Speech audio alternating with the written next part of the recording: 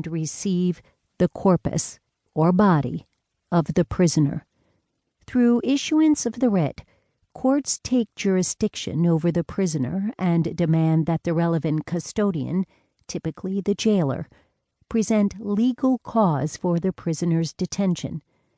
As Chief Justice Cook explained while presiding over a habeas case in the Court of King's Bench, by the law of God, none ought to be imprisoned, but with the cause expressed.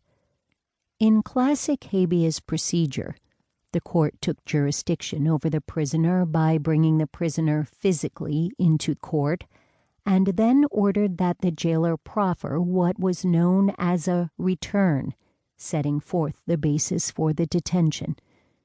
In practice, common law courts have used other writs of habeas corpus to compel the appearance of witnesses, move prisoners, and demand responses in civil proceedings. These examples highlight the expansive range of use of habeas in the common law tradition.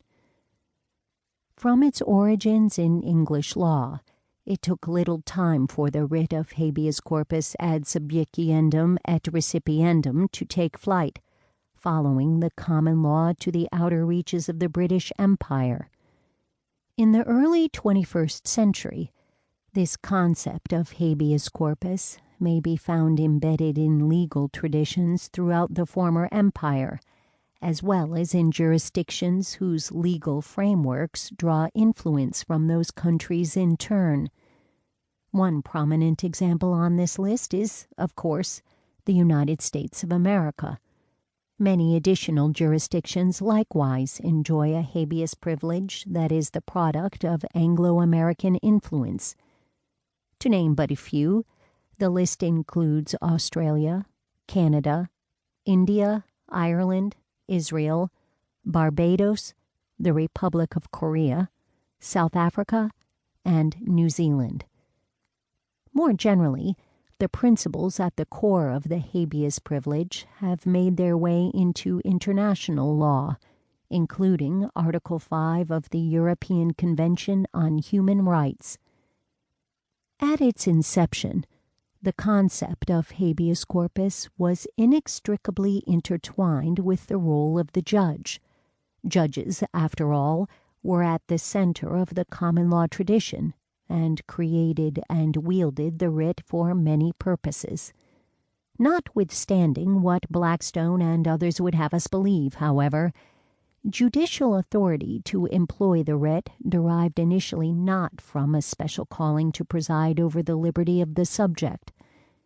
Instead, at its origins, habeas corpus was a prerogative writ, a writ pursuant to which a court exercised the authority of the monarch, empowering the royal courts to act on behalf of the king in demanding an account for his subject who is restrained of his liberty.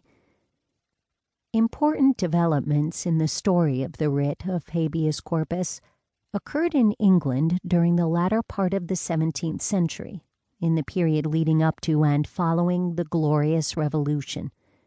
It was here, as part of the rise of parliamentary supremacy, that the writ finally trained its focus on the king and acted to limit his powers.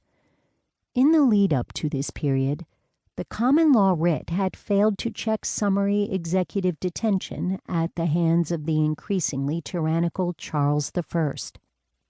This proved one of many reasons that Charles lost his head in front of the banqueting house, launching the English Civil War and the interregnum period during which England abandoned the monarchy. With the restoration of the monarchy in 1660, Parliament left little to chance, taking more and more power for itself. Thus, among many other things, Parliament adopted the English Habeas Corpus Act of 1679 and took control of the law governing executive detention, as well as the judges charged with overseeing the same. Specifically, through the Act, Parliament employed the royal courts and the common law writ as vehicles for limiting the power of the executive to detain outside the criminal process.